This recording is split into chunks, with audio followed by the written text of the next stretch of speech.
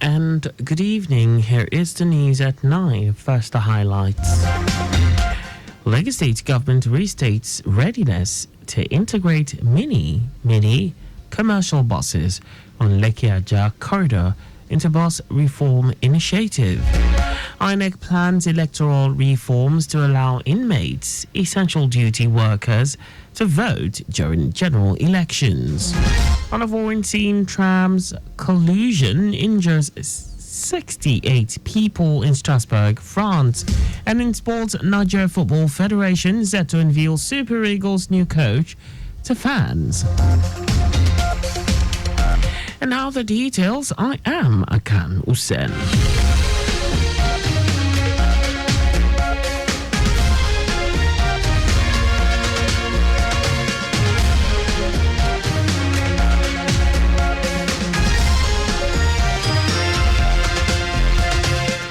The Lagos State government has restated its readiness to integrate mini and midi buses, popularly known as Korokwe and Damfo, operating along the Lekki-Ajah axis into the state's bus reform initiative. Special advisor to the governor on transportation, Sholagiwa, made this known during a meeting with relevant stakeholders in Alausa. He explained that the project is in its planning phase and will commence once all arrangements are finalized.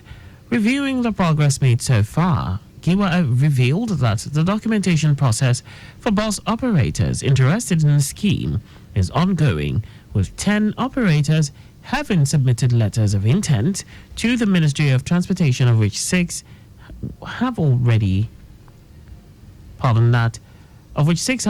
been confirmed. He stated that all participating buses will undergo physical verification by the Vehicle Inspection Service (VIS) and Motor Vehicle Administration Agency (MVAA) to ensure their roadworthiness and proper documentation, stressing that once verified, the buses will be branded in the Lagos Metropolitan Area Transport Authority (LAMATA) colours and will be equipped with validators.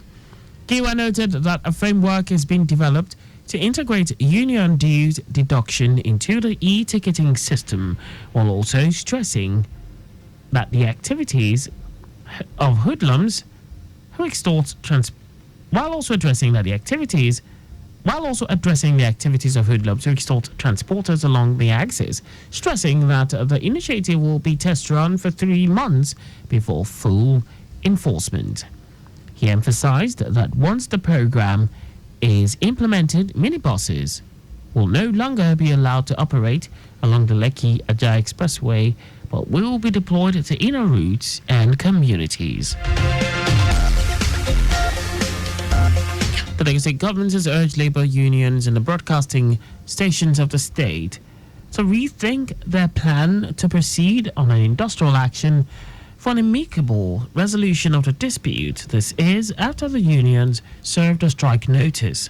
The proposed strike, which is planned to start on Monday, January 13, is to press home the demand of the Nigerian Union of Journalists and Ratau that the state government should migrate their members to the mainstream civil service. In a statement, Commissioner for Establishments and Training, Afolabi Ayontayo, says consideration of the request was initiated through a meeting between representatives of the government and the leadership of the unions on January 8. Ayontayo notes that the meeting rose with a resolution that the agitations of the union will be presented to the Lagos State Executive Council. According to him, entry into the Lagos State Civil Service has laid down policies and procedures. The Lagos State Internal Revenue Service (LIRS) has issued a reminder to all employers in the state to fulfill their statutory obligation to file annual tax returns for the 2024 financial year on or before January 31. This requirement is in line with the Personal Income Tax Act (PITA) Cap P8 LFN 2004 as amended.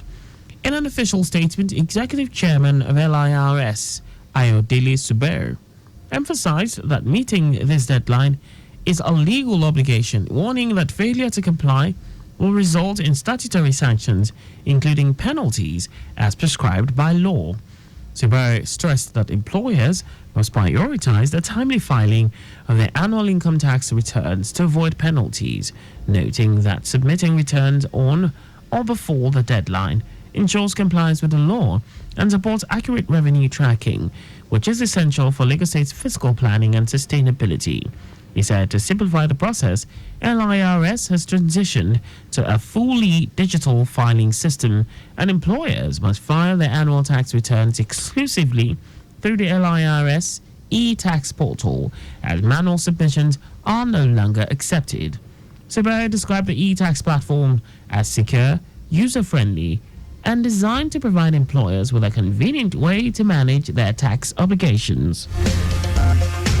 The House of Representatives has taken a step to strengthen anti-corruption fight with the introduction of a bill to encourage whistleblowers expose corrupt practices, particularly in the public sector. The bill, which proposes a fine of 2 million naira or 2 years imprisonment for disclosing a piece of confidential information provided by a whistleblower, may be considered as lawmakers are set to debate its general principles upon resumption of plenary duty next week. The whistleblowing bill, which was read on the floor of the House for the first time on November 21, 2024, seeks a legal and institutional framework for the regulation and management of whistleblowing and the protection of whistleblowers in Nigeria. A copy of the bill, sponsored by the spokesman for the House of Reps, Akan Usen, showed that the proposed legislation aims to encourage and facilitate disclosure of unlawful activities that impact the management of public and private offices, as well as national security. It also seeks to protect whistleblowers from reprisal and other adverse consequences, ensure that information or disclosure received from a whistleblower is properly assessed, investigated, and acted upon, as well as establish an appropriate framework to reward a whistleblower. The proposed bill, according to Rotimi, shall apply to whistleblowers and whistleblowing in relation to unlawful activities or offences under any obligation relating to terrorism, money laundering, prevention, and prohibition. The bill is expected to undergo further legislative action in the weeks ahead as the House reconvenes for plenary duty on January 14. Now to the rest of the stories. The Independent National Electoral Commission (INEC) is planning an electoral reform system that will allow individuals engaged in essential services during elections, such as security agents and journalists, as well as inmates in correctional centers, to cast their votes during general elections. The Commission is also planning to approach the National Assembly to amend the laws to allow Nigerians in the diaspora and other designated categories of eligible Nigerians cast their votes during elections. In addition, the Commission may also ask the National Assembly to expedite action in passing the law that will unbundle the Commission by creating an Electoral Offences Commission Tribunal and a Political Party Registration and Regulatory Commission. These form part of the recommendations in the 75-page report on the review of the conduct of the 2023 general election, carried out by its Post-Election Review Committee, in line with its post-election review policy and headed by one of the National Commissioners, Rhoda Gumus. Copies of the report were presented to the Senate and House committees on electoral matters on Friday by the INEC chairman, Mahmood Yakubu. The report stated that 75 consolidated observations were made during the review meeting with stakeholders, which included leaders of political parties, civil society organizations, the media, security agencies, and officials of the Commission. President of the Nigeria Labour Congress (NLC), Joe Ajaero, has called on the federal government to engage in more dialogue with the union regarding the tax reform bills to enable its members to contribute their inputs effectively. Ajaero made this appeal at the NLC Secretariat Agodi Ibadan during a dialogue on the tax reform bill organized by the NLC Central Working Committee. The NLC president stated that certain aspects of the tax reform bill require clarification from the government to ensure better understanding. He urged members of the public to carefully review the tax reform bill to avoid misinterpretation, which could lead to misinformation. And now to foreign news. Two trams have collided at Strasbourg's Central Station in France, injuring 68 people. Authorities say one tram, which had been stopped, moved backwards down a slope for unknown reasons, colliding with another tram that was stationary. The bus videos and photos posted on social media showed two trams containing dozens of people inside, with smoke rising and chaotic scenes as an alarm sounds.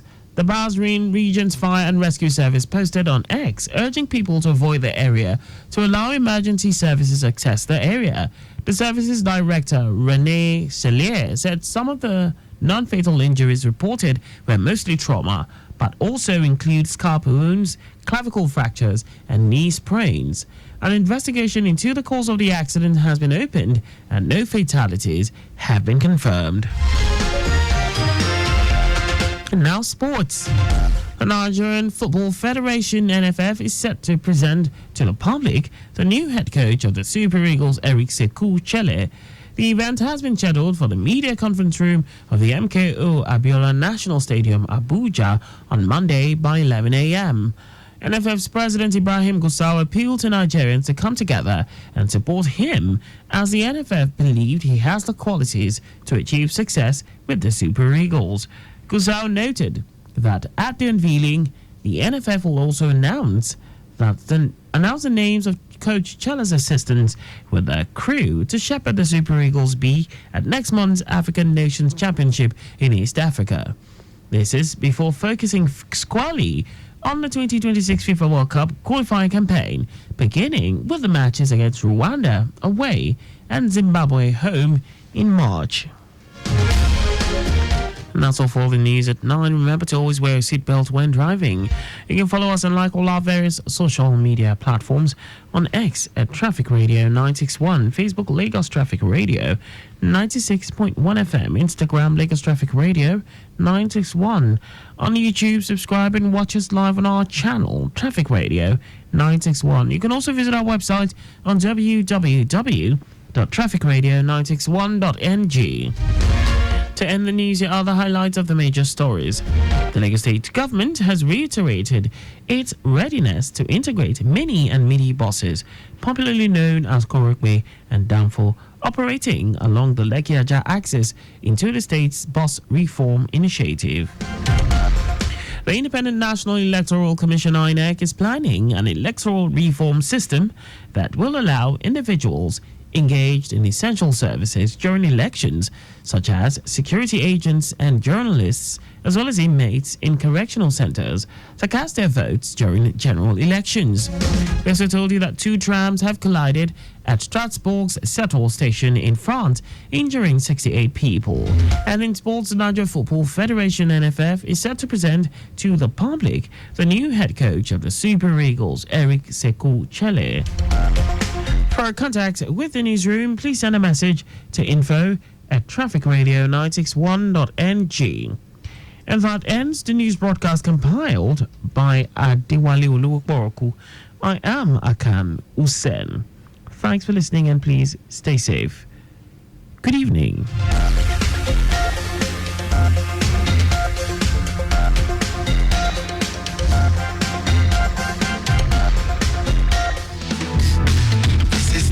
Traffic Radio, we're reaching out to you.